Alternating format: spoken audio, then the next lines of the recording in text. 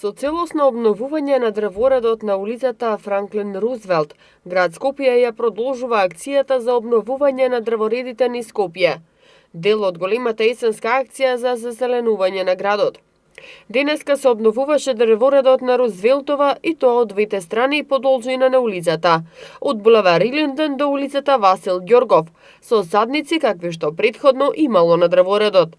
Портпаролот на град Скопје Валјон Салиху истакна дека и местата каде што ќе се отстрануваат пенушките ќе се засадат нови садници. Како што рече, нивна обврска е пред граѓаните да се врати изгубеното зеленило.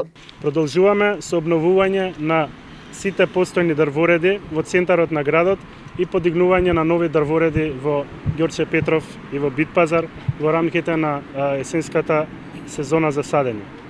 Речиси 500 пенушки на градските сообраќајници ова есен ќе бидат отстранети и на нивно место ќе се засадат нови садници. Обновата на дрворедите низ градот ќе се реализира на начин што новите садници ќе бидат засадени внимателно, грижливо, со автентичните видови како што претходно постоеле на истите места. Ова есен ќе бидат засадени 3500 високо квалитетни листобатни садници на повеќе локации во сите скопски општини.